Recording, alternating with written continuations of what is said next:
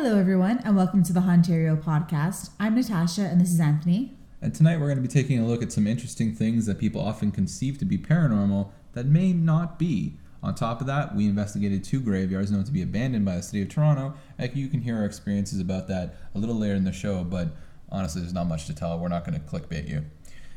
Anyway, to get into the first topic, don't laugh at me, Natasha, come on. I'm being honest. Honesty is really important to viewership. Okay, before you get into stuff, I just want to say I hope everyone had a wonderful Halloween. A safe Halloween. But more importantly, a wonderful and spooky Halloween. And you got tons of candy. Yeah, for sure. And you're eating it and enjoying it while you listen to the Hauntario podcast. Because a lot of our listeners are definitely like 14 years old.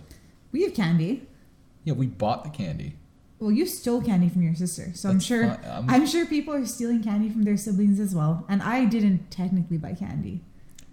Yeah, you didn't technically buy. That doesn't mean you trick or treated. It doesn't work that way. Unfortunately, I get dirty looks when I do that now. Yeah. Well.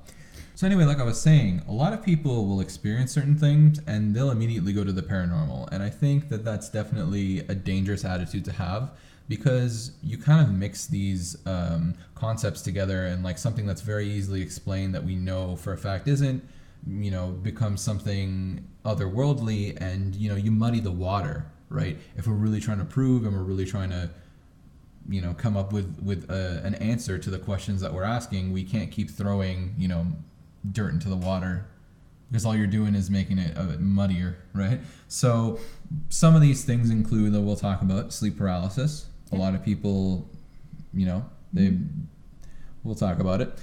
We also talk about sleepwalking. Sleepwalking, yes. I have a very strange personal story with that. And we will also talk about phantom phone calls. Ooh. Very spooky. Too spooky, in fact, I would say. Now let's get spooky. Ooh. Yeah, you like that. And then after that, we'll hit on our investigation. If you're interested, stick around. So first thing, sleep paralysis. Scary, not a pleasant experience. Worst thing that can happen to you while you're laying in bed. Other things that can happen to you while you're laying in bed. Get murdered. That's worse. That's worse. That I didn't think about. Die. Just grandpa dies. Of this. Moving on from this. It's pretty awful. And as someone who's only ever had, I think I might have had 2, but one in very, very recent memory where I experienced sleep paralysis. Excuse me. Most awful experience of my life. So to start us off, I'll go with saying what sleep paralysis is for those who don't know. So when you sleep, you go through many phases. A lot of people know that. And the deepest sleep phase is called REM, which is rapid eye movement. Mm-hmm. And that's when you actually get your rest. I'm familiar with this. I actually did my grade 6 speech on dreams. Okay, well, it's not just for you. It's for the other people who are listening, in case they're eating their candy and they're 11 years old.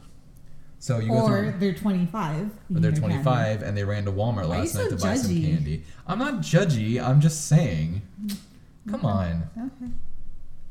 Anyway, so rapid eye movement is the phase of sleep when you get your rest. It's when you are actually resting, and when you wake up in the morning, if you've had a nice long amount of REM sleep, then you'll actually feel rested. If you wake up constantly during the night, it's more hard. It's more difficult to get back to sleep, and it's more difficult to actually get rest, because you need to be asleep for a certain amount of time before you really enter your rejuvenating cycle, or whatever they call it, something like that, right?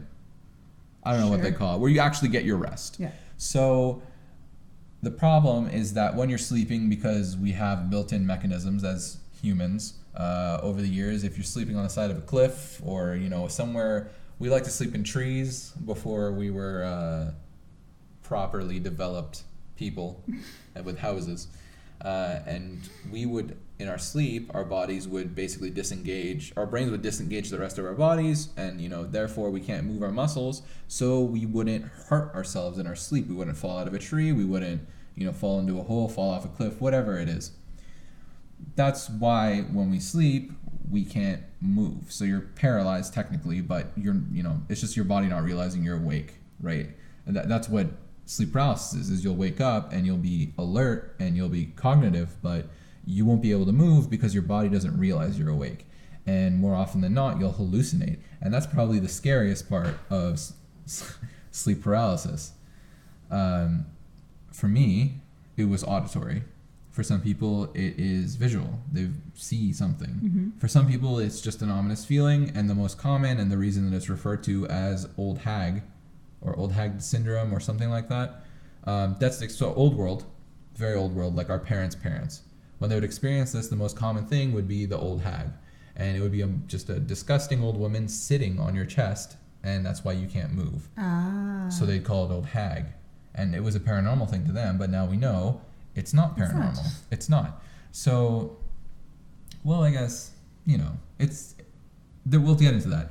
But that's what it is, basically. So you can't move, you hallucinate, whether it be visual, whether it be auditory, whether it be just a feeling, whatever the case is, you hallucinate. And obviously it's a very traumatic experience. You can't move, but you're awake. You believe you're awake. And that to me is probably the scariest part. Because you have a bad dream and you wake up, it's like, oh, I had a bad dream. That was awful. I'm not happy about it, but I realize it is not real. I imagine it being like one of those movies where someone's in a coma, but they're not really in a coma. They can like hear and see and feel everything, or like they're getting put under for an operation, but they're not completely put under, and they're too like paralyzed to say anything or motion to anyone that they're still awake.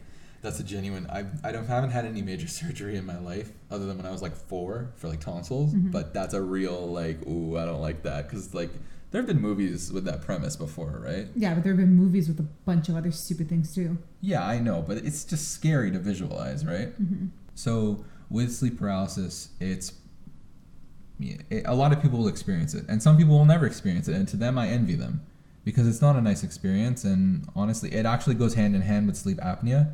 If you have sleep apnea where like you stop breathing in your sleep very, very often, holy crap, and you're undiagnosed, it'll often come hand in hand with sleep paralysis. But is that because of the lack of oxygen or something like that? It's not that you hallucinate because of a lack of oxygen. What it is that your body will jolt you awake because it thinks you're like suffocating or something. Yeah, you're dying. So you get that feeling when you're like half asleep but half awake and you're dreaming, and all of a sudden you get that like feeling as if you're falling off a bridge. That's actually different. It's different. It's a separate thing. No, it is. I'm saying, but that they say is your body's way, because your heart rate is like decreasing so quickly, it thinks that you're dying. Yeah. So it's kind of like... Yes. So what your body will do, because you're not breathing, is it'll jolt you awake, but more often than not, like you'll still be paralyzed, and it'll take a minute before you really completely regain control of your body. Scary. It's very scary. It's not a nice thing, you know? Doesn't sound like it. For me, it was probably the worst night of my life, because in my head, and it only came to light that it was sleep paralysis, like 100% confirmed, like months later. Okay. Right? Because what had happened is I had gone, as I do on the weekends, I go to visit my girlfriend in an opposite city, and I stay there, and we had just, I don't think we had even done anything like where, like, some people will say, like, if you drink alcohol, that's not true. Like, actually, if you drink alcohol, you're more likely to not dream. But some people, there's lots of different things people claim as triggers. Okay. We hadn't done anything very special that night. Not like nothing I can think of that is like, oh, something to point out. And we gone to bed, and I remember because I woke up and I looked at the clock, and it was like maybe 4 a.m. You're gonna say that. It was like, well, I'm not getting at the fact it was 3:33 a.m. No, it was like it was the middle of the night, right? And I'm like, why am I awake? Because when you wake up, you're like, oh, okay, and then you go back to sleep. But like sometimes you're like, ooh, why am I awake? And I look over, and Maggie has, my girlfriend has, I'm assuming, walked down the stairs from the bedroom. I could hear her, and I saw her just out the door walking down the stairs to go get a glass of water. I'm assuming that's what she came back with, right? So I waited, because I don't really like the dark, and, you know... Yeah, as we've established before, Anthony has issues with the dark. Yeah, and like I've established, I think it was the first episode, that like I get like weird eye hallucinations, so I like to just sit there, and like I'll turn on like... This night I didn't turn anything on, actually. I was like, I'm going to be brave. Just waited patiently? Yeah, I waited patiently, believe it or not. For your hero to return? Yeah, exactly. My 5'0" hero. So, yeah, I waited for Maggie to come back, and, you know, after a couple minutes she did, and she put down a glass of water on the night table, and she walked into the bathroom, the ensuite, and I was like, all right, she'll be out in a minute, and then I can get back to sleep. And as I'm sitting there, I just start to get this really, really awful feeling. And I was laying down, but I had my head kind of propped up. I think I may have just laid down flat. I don't remember falling asleep. Okay. This is sleep paralysis, obviously. So I don't remember falling asleep. I don't remember even like closing my eyes, which is probably the scariest bit. It might have been that it was just so dark that my body was like, yeah, all right, it's time to sleep, right? I don't know. But I remember laying there and I was looking at the TV, which was obviously opposite the bed. And I just started to get this feeling like, oh, something bad is about to happen. Like, I can kind of feel it right now when I'm retelling it. It's like this overwhelming sense that like you are in danger and you need to leave, right? And I'm like, I don't like this. And I'm looking at the bathroom. I'm not looking, but like I can see the bathroom door out of the corner of my eye. And I'm like, I didn't even try and move. That's the thing. I didn't try and move through this whole thing.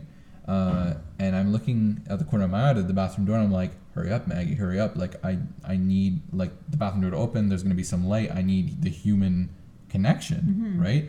Otherwise, I'm going to freak out. And from the TV, and it's very scary when I describe it to mostly drunk people, I think, is when I tell this story. But from the TV, what it sounded like it was coming from that direction came like, it was like static. Okay. But it was like static, and then just behind the static, it sounded like the tormented screaming of 1,000 souls. It was the most awful sound I have ever imagined or heard in my life. Okay. It is fucking terrifying. And to this, like, I've heard kind of similar audio clips recently, and like it gives me like I'm like PTSD. I'm like flashing back. But I started screaming because I'm like, what?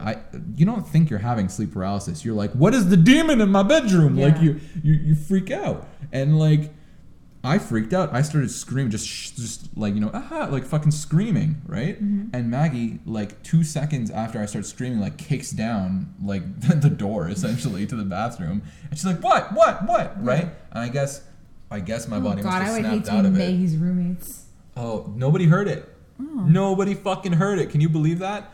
But yeah, I freaked out. I was up all night and I explained to her what happened, and I don't know, I guess she was like, I don't have an explanation for this. And I couldn't even think that it was sleep paralysis. It just didn't come to mind. And I just literally sat up in bed all night from like late 3 a.m. into like 8 a.m. in the morning, and I just stayed awake. I didn't fall asleep till like 9, 10 a.m. It was awful. Now with sleep paralysis, do you like, in order for it to be classified as sleep paralysis, do you have to hallucinate one way or another? Or you don't have to.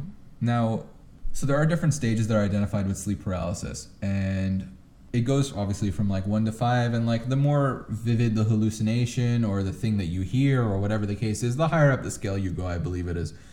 Correct me if I'm wrong, somebody in the comments, but you don't have to, no, because some people will just wake up and they can't move. Because that's what I experienced, something like that a few years back. Yeah. And I woke up and I literally felt as if something was, like, obviously there wasn't, but now that you said the old Hague thing, it makes sense. But I felt like there was something sitting on my chest and I wasn't able to move anything except for my eyes. And even like I was trying to scream, but it felt like no sound was coming out. And finally I screamed, and I think I called my mom or something, and she came running over because it was a few years back, so I was a kid or something, like a teenager probably. And obviously nothing was wrong, but it was just really freaky. Yeah. So you are probably in the lower levels because you didn't actually see anything, but you felt like the pressure on your chest. That's like, I think that's like in the early levels. Like I'm somewhere in the middle with my thing with actually having an auditory hallucination and the feeling of dread.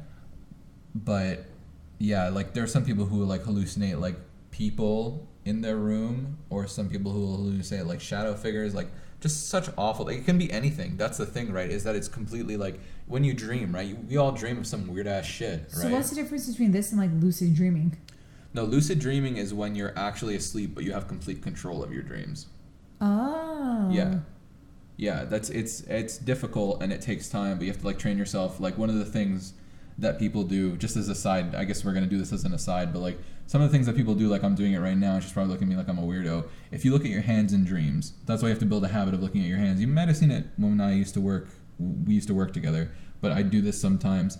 And it's because when you look at your hands in a dream, you'll never see your hands, or you'll see like disfigured hands.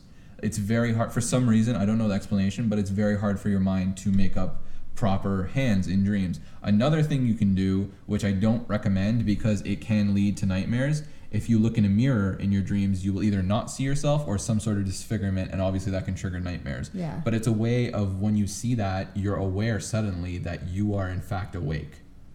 So you train yourself to look at your hands to make sure that you're awake. So it's a thing that you build up as a habit so that when you're dreaming, you look at your hands and you'll go, oh shit, I'm dreaming. And then there's a bunch of things you can do and take complete control and have a good time. It's a real thing. Like, it sounds like crackpot shit, but like, it's just your mind. Well, I asked because my ex-boyfriend, when we first met, he's like, oh yeah, like I have lucid dreams. And I didn't really know anything about it, and clearly I never really looked into it. Mm-hmm. But I thought it was something more like hallucinations. Oh, and he would explain to you how he would feel like sometimes as if like someone or something was on his chest and he wasn't able to move. I think he had the wrong word. Maybe he just had both. Yeah, he was an idiot at times. Most times. He's an idiot. That's it. Full stop. Fuck you. So, yeah. Where were we with the other thing? So my thing. Yeah. So I told you my experience, and it was terrifying. But the one thing for me that actually solidified it as sleep paralysis, because I'm reminded of this feeling that I had when I was younger, and I think I might have had it one other time in my life, and that's why I feel like I remember this happening at least once before. Not like a deja vu thing, but I genuinely feel like I can recall a memory. I always get deja vu. Yeah, I do too. But this is like a different thing. It's a different feeling. It's like, oh yeah, this is nostalgic, even though it's like an awful fucking thing. But when I talked to Maggie about it, it was probably about a month later or like 3 weeks later. And we were talking about it, and she was like, I think we were relaying the story to her mom or to like one of her roommates or something. And she was saying, yeah, I could hear him screaming, help, help, help. And I was like, I didn't say help. She's like, yeah, you were saying help me. So they did hear you. Like I was, yeah, well, no, not the roommates, Maggie did. Oh. Yeah, so Maggie was saying that it was like she could hear me saying, help me, help me, help me. Like in that very like, monotone, almost like breathy, like not completely their eager voice. And actually like someone who needs help. But in my like half dream, hallucination, I was like just screaming like somebody had stabbed me. For your life. Yeah, screaming for my life. So that for me solidified that it was sleep paralysis, which actually makes it easier to deal with, because before it was like, what the fuck was that? And now it's like, oh, okay, it's not nice, but it's, it's something. Yeah, it's not. If you ever have the displeasure of experiencing it, you will have a story to tell at your next campfire, because honestly, like, it's just an awful feeling. Or if you've ever experienced it, share your story with us. I'd love to know. Oh yeah, for sure. Let us know if you have like a crazy one. Like, send it our way. We'd love to hear about it. You can leave anything in the comments, or feel free to shoot us an email as well. Hauntario@gmail.com. I'll read it. I'll respond. I promise. Yeah. If yours is like super crazy, we'll definitely talk about it. If it's like, if you give us share it with everybody else below. Anything, It's not nice, and a lot of people experience it, but it's kind of like one of those things where, like, if you feel like you've had to go through it, and then a bunch of other people have gone through it, it makes it easier to kind of deal with. You feel like you're not alone. Yeah, you're not alone in it, I don't know, it's just not nice. But yeah, that's our sleep paralysis. Yeah. It's definitely easily misconstrued as something paranormal. But, this is the thing I wanted to touch on. There are stories, and obviously it makes you question how credible they are, but there are a lot of people will actually report stories of them and their significant other both having sleep paralysis at the same time and experiencing the same thing. That's weird to me, and it kind of makes you wonder, maybe those cases are something else. Like something else? No, they're not high, Natasha. Mm-hmm.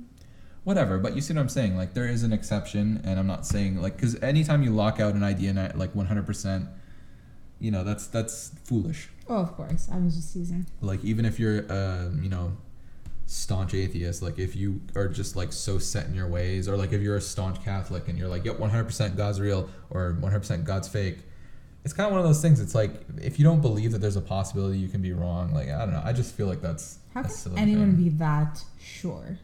I don't know, man. There are people out there who are just that sure of themselves. I have mad respect for you, but I mean, I don't know. There's always that little whatever. Anyway, okay. So you want to talk about? You want to move on? Yeah. So sleepwalking. Sleepwalking is definitely. It's something that I never had experienced like myself. I don't sleepwalk. thankfully, because there have been like cases of people like killing people while they sleepwalk or driving their car while they sleepwalk. Like I just think of Step Brothers. I've, honest to God, never seen that movie. Okay, this podcast is over. It was nice being your friend. No, it's just been a while. He puts the person in the oven. Oh no. Like it's off. Yeah. But two brothers, so John C. Reilly and Will Ferrell, come down, and both of them happen to sleepwalk because they're like identical. Yeah. And they just start like throwing everything everywhere and putting like purses in the oven and this in the fridge, or it might be the purse in the fridge. True. I think it's the oven though. But they don't actually harm themselves, but like the kitchen's a disaster. Or pillows might be in the oven and the purse is in the fridge. But they just, they can't control it. Yeah, but that's a real thing. Like people really do that, and that's like, I guess like people, especially when they're younger. If you do it when you're younger, then you might do it when you're older. You might grow out of it. Like it's very weird, definitely. One of the things I was saying, like I don't have any experience. I've never done it. I'm sure I would have heard about it if I did it. Like my mom and my dad, very light sleepers, so never had it when I was younger. But let me tell you one of the scariest fucking stories that's ever personally happened to me, and it happened in this house. Okay, I'm leaving. So, when I was younger, probably we moved into this house exactly 10 years ago. And when we moved into this house, I believe I was 14 years old, which would make my sister about 3. Okay. And my brother would be 11. So, about 2 years after we moved in here. You and your sister are 11 years apart? Yeah, dude. I didn't know that. Yep. Huh. So this happened to me when I was 16 years old. Or at least it started. And it lasted about, I'm going to say 4 years. Maybe 5. The dates are a little bit, it doesn't really matter, but, you know, it's been a long time. So I started hearing, me and my brother actually, we started hearing in the middle of the night stomping through the house. Like a fully grown man stomping. Just to confirm, this wasn't a new house when you bought it. It was No, it was 4 years old when we bought it. Okay. So this house is only like 20 years old. Okay. Yeah, not even 17. So me and my brother, we started hearing stomping, like a grown fucking man, like adult stomping through the house. And it would happen like every other night, 2 times a week. Like there was no schedule. But when it started, both of us would end up being paralyzed in our respective rooms, in our respective beds. Like we didn't talk about it for like a year. Okay. And then when we started talking about it, we're like, yeah, I hear that too. Like it's terrifying. That's creepy. And we told our parents about it. And they were like, you're fucking dreaming, you stupid fuck. And I'm like, all right, sorry. Like, my bad. So, obviously, it kept happening. 4 years, this kept happening. And it progressively got worse. Like, it would be, like, louder. It would be longer. Like, it would just be worse and worse and worse. And it was probably one of the scarier things that's happened to me in my life. 4 years after it started, maybe 4.5, 5, I don't know the exact time frame. Half a decade at this point. Me and my brother are watching TV. It's the middle of summer. I was in college. He was still in high school. We're watching TV in the family room just upstairs. Okay. And we start to hear the stomping. Okay. And it's starting like, and we're like, what? And we start to hear it through the house, and we're like, where is this coming from?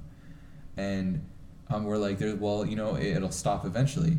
And it like starts to like pound down the stairs, and we're like, what the fuck? And like it starts to come down the hallway, like slow aggressive steps. Not really slow aggressive, honestly. It was pretty quick. I don't know why I said slow. It was quick aggressive steps. And I just look at him, I'm like, we're gonna die. Like this demon is gonna kill us.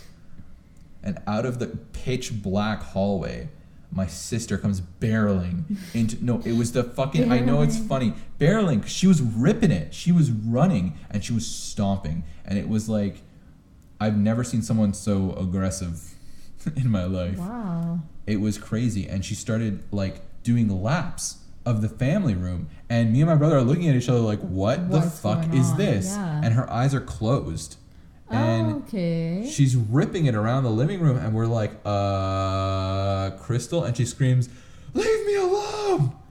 And we're like, what the fuck? And then she literally like I'm not kidding, maybe 7 or 8 laps of the living room, and then she like books it back into the darkness up the stairs, and then it just stops. Okay, that's terrifying. It was terrifying. one of the scariest fucking experiences that I've ever had.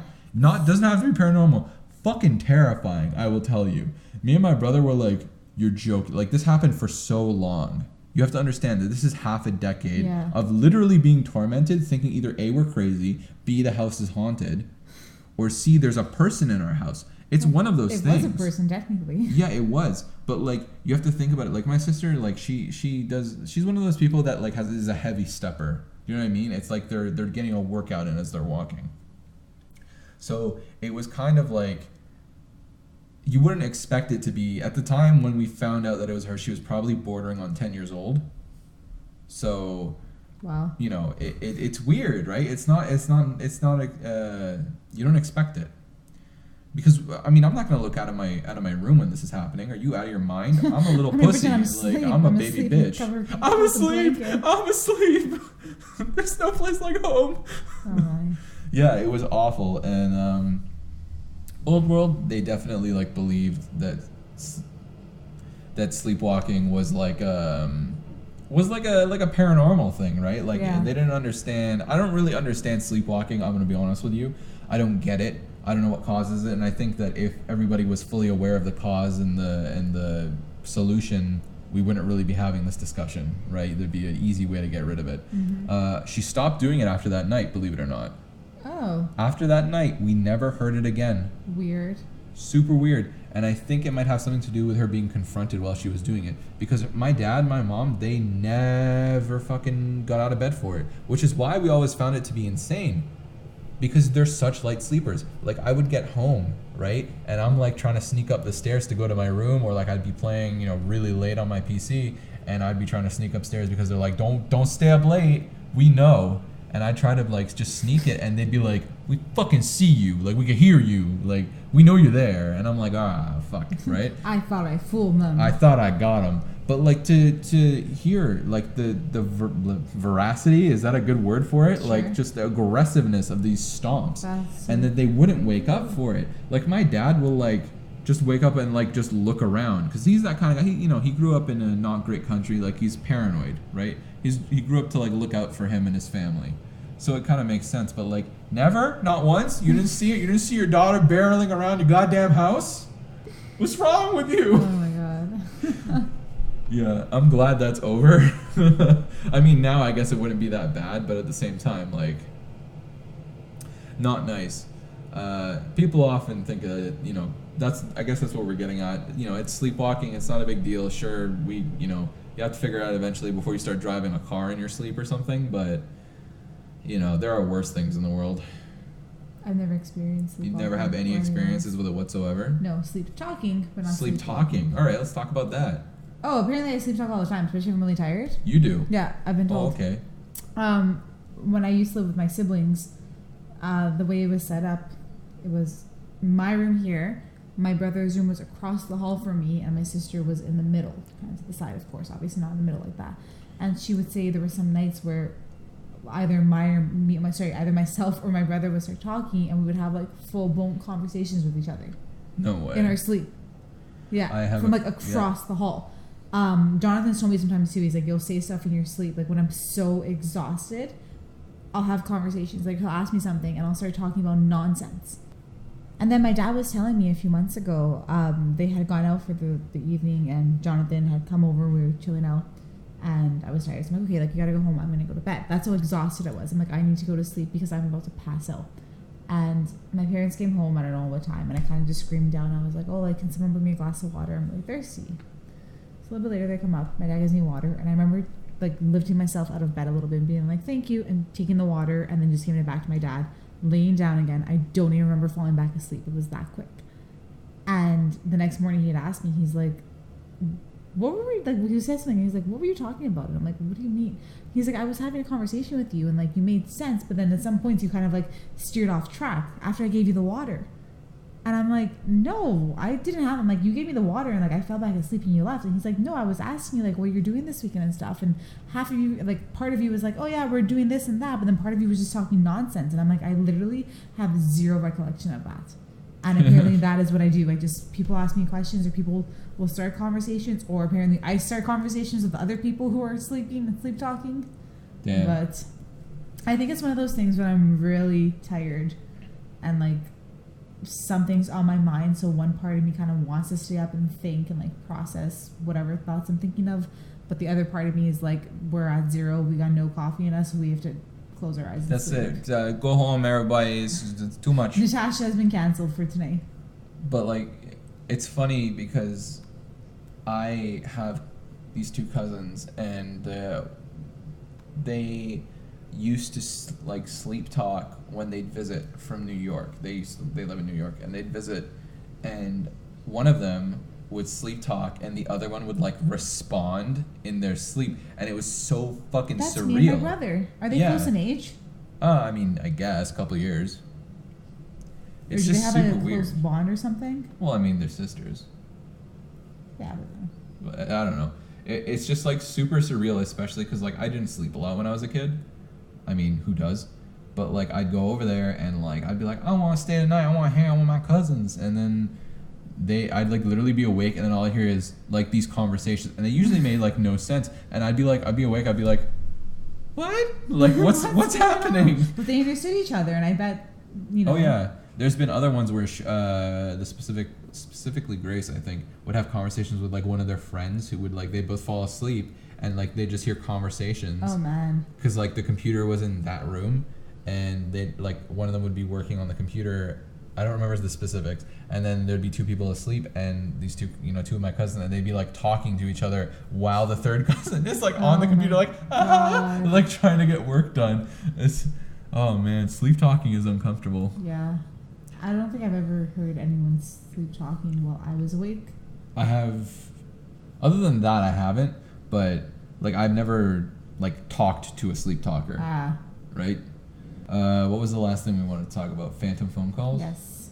So it's a what are we in for? It's a difficult topic because there is a ghost hunting team that did an investigation, and they got a phone. One of the guys. This is like early. This is like flip phone era. So it's not like smartphone. Like let's just dupe a recording. And he got a voicemail. EVP, like a voicemail full of static or screen. I don't remember the specifics. It was like a really creepy voicemail that had no number attached to it, and they queried the phone provider about the calls, and they had no information on it. They're like, we don't know where it came from, we don't know where the call originated, we don't know the number for the call, we have no fucking idea, which is like crazy to me. Outside of very specific instances, I think a lot of people kind of think that there's more going on with phantom calls than there really is. I mean, all of this is like wireless frequencies, and sometimes you get a cross connection. I think the most interesting story I have of that is from my aunt. Again, in like the flip phone era, I think she had like one of those really fat like sliding phones. It was an awful phone. But I remember she was telling me that her and her friend are walking through a park, and she's on the phone with another one of her friends because they're going to meet up later. And they're having this discussion, and all of a sudden, they just hear this dude's voice, this like deep dude's voice. And they're like, hello? And he's like, hello. Like he's like happy. It's like not like I'm also confused, like I'm another guy who's on a cell phone who got this cross connection. It's like, hello, I was expecting this. Really weird. And they were like, who is this? And they're like, oh no, we had a cross connection. Like all these kinds of things. And then the dude hasn't said anything. They're like, hello. And then he just starts like cackling. Like it was just the creepiest, weirdest cackle, right? That's the only word, because it's not a laugh. It's like I fucking know something you don't laugh, right? Which in my mind makes me wonder if it was some kind of like mobile hijacker, like a hacker of some kind that was testing something out. Maybe. But that is like, whoa, right? Because like in the Ukraine riots in 2015, there was a guy, and there's this device. It costs about $2,000 to construct something like this, I think. It might be even 10. It's more money than somebody would invest in this. And what it does is it acts as a antenna, like a tower, a mobile tower. So if you're with, it doesn't really matter what provider you're with, it'll spoof that this is the tower that you should connect to. And what it allows you to do is to send mass text messages to everybody there. And everybody at these like riot protests, mostly protests, they like to call them riots, but you know, these protests received like these really weird text messages. I don't remember the specifics, but like to create something like that, first of all, highly illegal. Not really the point, but highly illegal. And second of all, very expensive. Now we're talking back in like 2002, 2003. So even more expensive. You see what I'm saying? So to think that that is the case, that it could have been just like a mobile hijacking test, something like that, is in itself very cool. Now, obviously it scared the crap out of my aunt, and she relayed this to me. Well, not to me. She was talking to my mom about it, and I kind of listened in. I think I was a little young and they didn't want me hearing it, but you know, you can't stop me. So yeah, it was super creepy. Have you ever had anything like that happen to you? I don't believe so. No? Except for well, I'll tell the top of the story another time.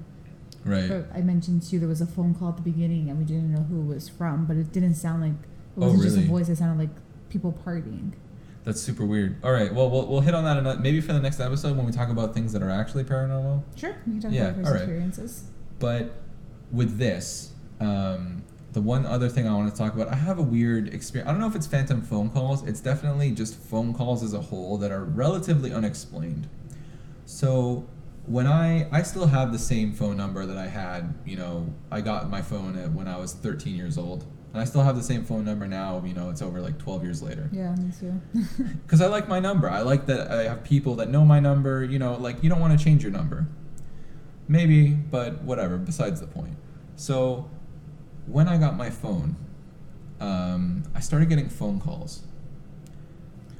So these phone calls lasted probably like 7 to 8 years. And actually, I just got one not 2 days ago. Actually, not on Halloween, November 1st. It was actually yesterday, the night that we went to do our cemetery stuff. So it freaked me the hell out, and it's always for this lady, and for the life of me, it's so strange. I can't remember her name. I think it's Nadia something, but I'm always getting these phone calls. And obviously, at first, I was like, okay, you know, obviously this is a wrong number, or she's like, they're doing the wrong area code. Has to be something like that. Why wouldn't it be, right? You know, this is me, you know, 2 years into it, or something like that, or like, you know, 2 phone calls into it. Over the course of owning this phone with, well, not this phone, but this number, having this number activated, I have received probably 150 total calls for this lady. At some fucking point, bitch, if you're out there, I am tired of hearing from people that you give your number. Or if you're giving people a fake number, pick a different number, so help me God. Because I'm tired of them calling for you. You're ruining Anthony's life. You're ruining my life. The reason that I'm bringing this up, now, you know, somebody giving a wrong phone number, wrong area code, whatever it is one thing. 150 calls, and that's not an exaggeration. I'm not saying, oh, it's just a bunch of calls. Like, it's like genuinely at least 150 at this point. I would get probably 1 or 2 every week for the first like 5 years. Okay. And then they trickled off. I don't know what the math, it's maybe like 120, but like it's just this ridiculous amount of calls. And the reason I'm bringing it up is because I think about 3 or 4 years into it, probably about 3, I remember I was sitting in my kitchen and my mom was giving me some lunch. I remember because I was sitting in front of the oven waiting for like chicken strips to cook. And I get a phone call on my phone. And I answer and I'm like, hello. And the person's like, I'm looking for this person. Same Nadia, I hate you. Same person. And I go, I'm sorry, I think you have the wrong number. And he goes, are you sure you don't know anybody by that name? And I go, no, I don't know anybody by that name. No, it's me. Yeah, I'm lying. I'm Nadia. No, but like, I'm like, no, I've been getting phone calls like this for a while. I don't know who that person is. And then he goes quiet for a second. He goes, I think you're lying. And I go, okay. And I hung up. But then he called me back. And he basically just gave me this back and forth where he's like, I know you know where Nadia is. And I'm like, I don't know who this is. I don't know where she is. I literally was like, I'm a 16-year-old boy. Like, oh, I remember this. Yeah. I told you this before. But wasn't that the one where it ended up being like a grade 8 kid? No, that was a different story. That was just some weirdo. Oh, my bad. That was a different thing. That was exciting. That was an exciting story. Man, it's a silly story for another time. But yeah, he called me back and he's like, and I'm like, look, I'm a 16-year-old boy. Like, I don't know who the hell Nadia is. And I hung up. Didn't get a call back. Ever again? No. Kept getting calls from different companies. Like it was like a bunch of companies. Like companies I've never heard of. And I would Google them and I couldn't find them. Like, it was so freaking strange. And I think that she may have been in like maybe some debt or something. Like I have to rationalize it, but like I couldn't find any of these companies. And these dudes would never identify themselves like when I asked who this is, or if they already identified themselves. Like I said, I couldn't find the company. Like, I think she might have been in with some bad people. I don't know, but Nadia has definitely disappeared. Anyway, I hate you. It's your own fault. You suck. Honestly, it scared me for such a long time in my life. There are stories of, people will be like, yeah, I used to get these phone calls from like a random number and all they'd hear would be like static every time they picked it up and stuff like that. Like, weird. Just phones are super weird, and it's like, the technology is always innovating and changing, so you always have these new issues that could come up, whether it be crossed wires or like, there's that phone number that supposedly kills people, like they had registered, I think it was in the Ukraine or Russia, and they had this number that was given to a mafia lord, like in the Russia-Ukraine area, and that guy died when he had that number, and then like the vice president, it was like a really like easy number, it was like 888888, like one of those numbers. One of those numbers. And like then the vice president of the phone company had the number and he died, and like some other lady died after she got the number, and it's like really close to when they get the number. And yeah, so they literally have taken it out of service because they're like, I know that it's probably unlikely, but one number out of service versus like the possibility of this supposedly cursed number killing people, like, let's not take the risk, right? Let's just remove the number. For one number, exactly. Oh yeah. But that's basically my experience with that. You ever had any weird let's just do weird phone calls, like just unnerving phone calls? Like I said, just the top of the story, which we'll probably share the next few weeks, so I don't want to get into it now, but just that. All right. I'm a bad person. I usually don't answer my phone if it calls, like if it rings, especially if I don't know the number, and even if I do know the number, I won't answer. Just text me. Hang up and text me. Ghost, text me. Don't add us. I always pick up my phone. I think that's part of the problem, is that I feel bad when I don't pick up the phone. So. No, don't. It's 2017. Why are you calling me? Unless you're dying, don't call me. I mean, I don't mind a phone call. Have I ever called you? Me. I think one time I called you. It was so awkward. Because you were late and you're like, oh, I'm going to the Tim's drive-thru. Do you want anything? No. And by the time I got in it had already been like 15 minutes, and I texted you back, messaged you back on Snapchat, and you weren't reading it, and I was like, oh, I hope he's not gone. And then I called you and you're like, no, I'm still in line. I was like, perfect. But that was an emergency. Why is that my voice? Why is my voice like a lowbrow dude? No, I'm still in line. Because that's what you sound like. That is not what I sound like. When you listen back to this, you won't be able to tell which voice is yours and which voice is you're just imitating. a master of imitation. I don't know. I pick up everything, so it's kind of difficult to avoid these situations. So if you want to get in contact with us, call Anthony and hit me up. Let me know. Listen, you shoot me an email, you shoot me a message on Instagram, whatever. I will get back to you as soon as I see it. Okay. But if you call me, I don't know who this is. So help me God. I'll delete your number. So help me God. You're not interested, huh? No. I think that's basically that covered. If you have any like phantom phone or like weird phone stuff that you want to hit us up with, let us know by contacting us on our contact form at hauntario.com. Or call Anthony, because apparently Or call me, because apparently I'll pick up. Or shoot us an email, hauntario@gmail.com. You know the shtick, or do it in the comments. I think that phones are like one of the weirdest things, and new technology can always be like weirdly manipulated.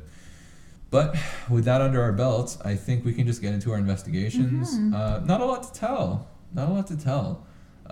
We hit up 2 cemeteries yesterday. Richview Memorial Cemetery and Lakeshore Asylum Cemetery. Yes. So the Lakeshore Asylum Cemetery was what we mentioned 2 weeks ago when we went to go visit Humber College Lakeshore campus. That is where I think it's 1511. 1511. Is it 11? 1511. Yeah. I think it's the 11 people or patients rather from Humber Lakeshore. The asylum, the Mimico Asylum, and all the other names that it was have been buried there. So we wanted to go check it out for ourselves, and it was a fun experience, but unfortunately, nothing spooky happened. No, I think. Well, Anthony freaked out over a candle. But. Okay, listen.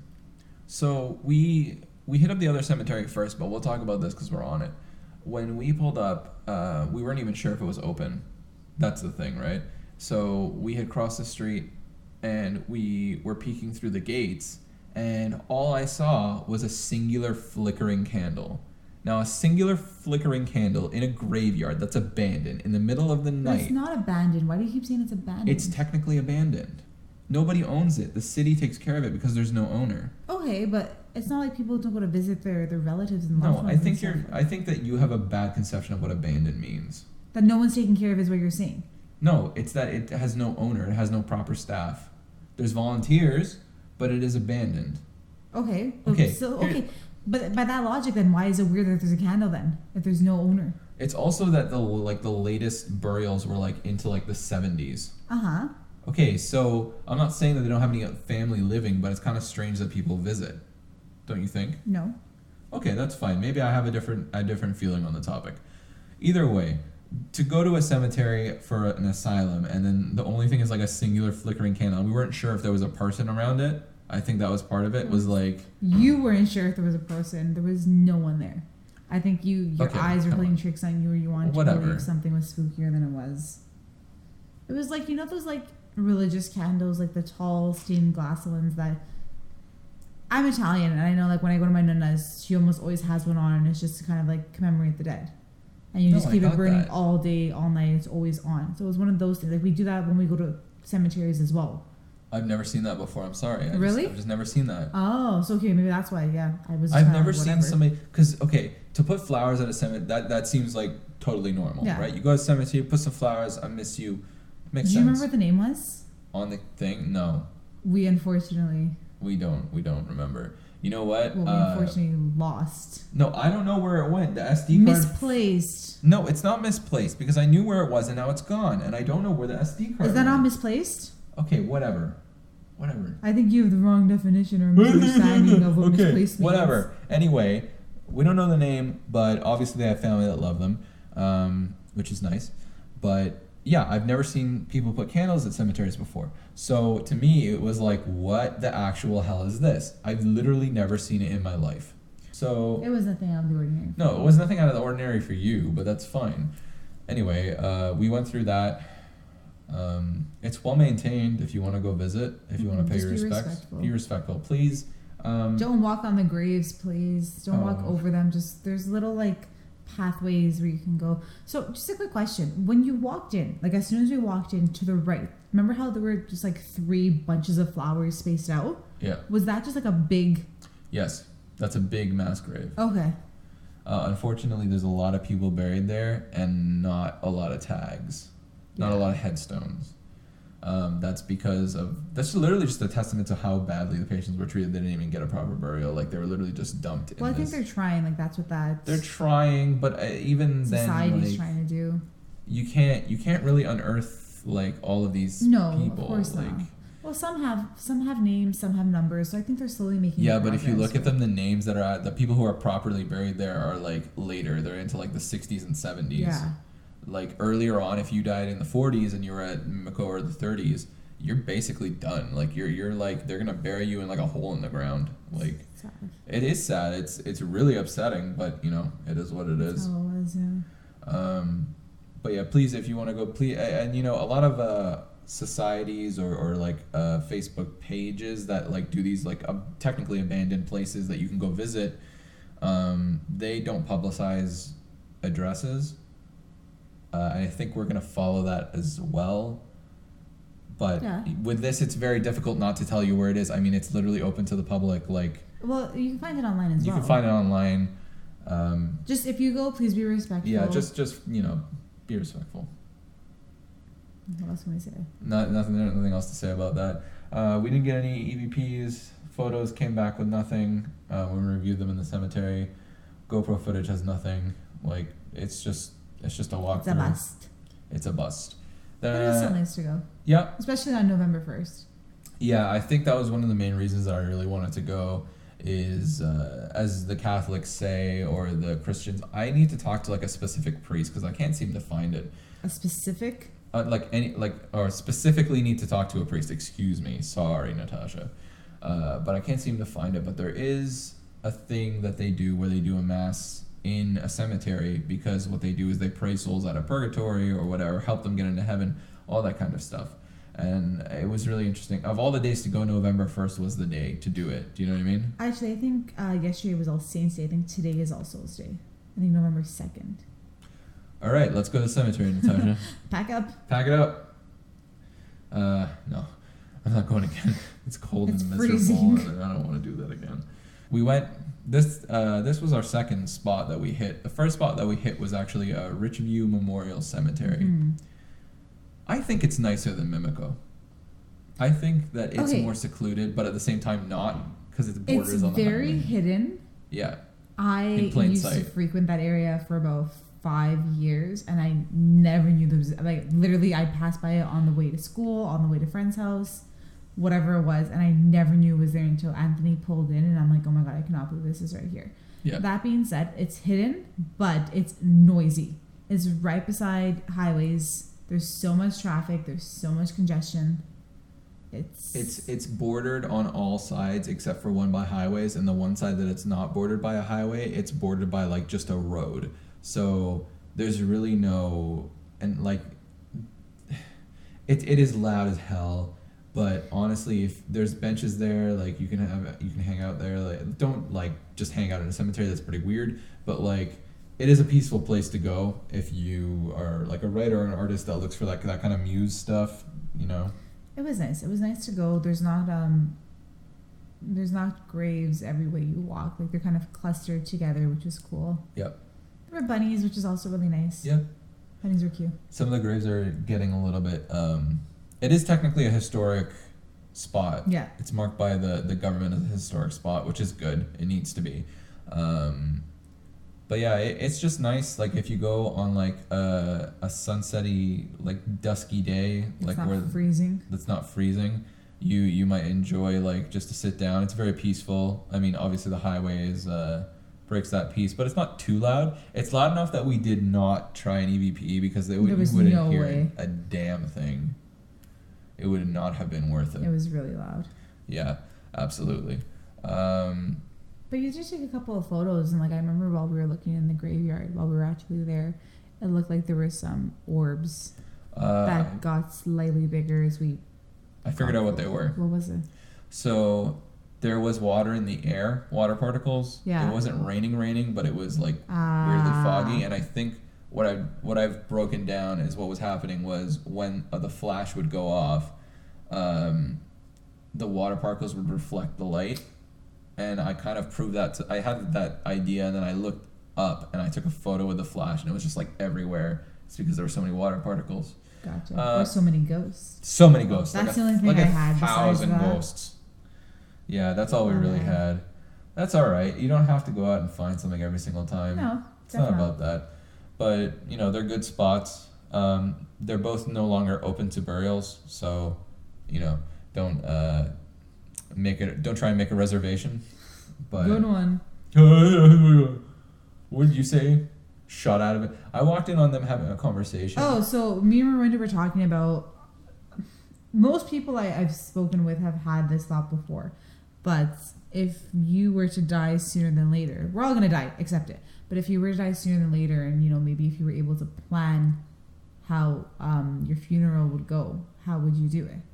Or would you be buried? Would you prefer to be buried in a wall like a mausoleum, or would you prefer to be buried in the ground? Would you prefer to be cremated? So we got on that conversation, And I always said I wanted to do the kind of a Hunter S. Thompson kind of situation. And I want to be shot out of a cannon.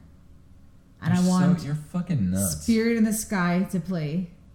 I have Spirit in the Sky. Not Tom Petty's Free Fallin'? No, I hate that song now. Okay. Well, it just got so overdone, especially once I learned on guitar. Like, I had this guitar supply teacher once, and he kept trying to teach me, like, that and another Tom Petty song, and I'm like, this needs to end. Like, I'm so sick of it. That's weird. Regardless, that's besides the point.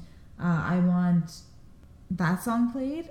I want Vincent, which I just had it, but then you started talking about something else, and I forgot the artist. Starry, starry night. Dun, dun, dun, dun. Anyway, that song. And I think that was it, actually. Those are the only two songs I want played as I shoot out of a cannon. Okay. And anyway, besides the point, I had asked Rwinda what he thought, and I can't remember what he said right now. And then I had asked Anthony, and Anthony's like, "Oh, I never thought about it, actually." No, that's not what I said. That is what you said. I'm not sure. No, you're like, "I've never thought about it." And I was like, "What do you mean you never thought about it? Why do I sound like that? Why are you making me sound like a person who has like a single digit IQ? I've never thought about it.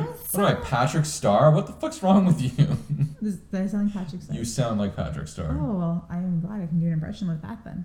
I'm just trying to differentiate our voices. I have $3. I'm just trying to differentiate our voices. But Anthony had said something along the lines of he never really thought about it because he's scared of death. Well, no, it's not that I've never... Okay, here's my... We're on it, so... Do you want to be shot out of a cannon, yes or no? No. Final thoughts? No? No. Okay. All right. But that's our investigation. That's basically the goings-on. You know, be respectful when you investigate abandoned McLean, place. the same guy who sings American Pie. Oh, that's what I was going to say. I'm like, I okay. feel stupid saying that. Yeah, Don McLean. Yeah, please be respectful when you investigate, or sorry, when you go to these places. Yeah. You know, one of these days it's going to be us in the ground, and hopefully those other people will respect not us. only that, but there's so many people who work hard to preserve these places and take care of them. Yeah. And honor their friends and family, you know, who have passed. And it's just rude. Don't be that way. Don't be like that. I gotta play us like that. Absolutely. I think with that though, that's basically our episode. Mm-hmm. Natasha, any final closing thoughts, or are we good to go? Nope, but Vincent is a great song, so I suggest you listen to it if you haven't heard it. Okay, I'll keep that in mind. Thank you for that. If you haven't followed us already on social media, please give us a follow on Instagram, Twitter, and Facebook. It's Hauntario. If you want to shoot us an email, say hello, give us suggestions, share your stories, hauntario@gmail.com, or send me a DM on any of the social platforms. We'll get it. We'll respond. We'll talk. Chat us up. Having any ideas for where we should go next? Hit us up on all of those places, all of those forums. If you have a haunted house and you want us to come hang out. Not at that point yet. Not yet. One day. If you have a really haunted house, maybe we'll be interested. Or if you have any other suggestions, anything like that, stuff that you want to hear, stuff that you want to talk about, stuff that you want to just ask us, let us know. And with that in mind, I'm Natasha. And I'm Anthony. And have yourselves a good night. We need like a tagline, like a sign off. I don't think we need that. Like, thanks for listening. Something. You're going to do the get spooky thing again, aren't you? I want to so bad.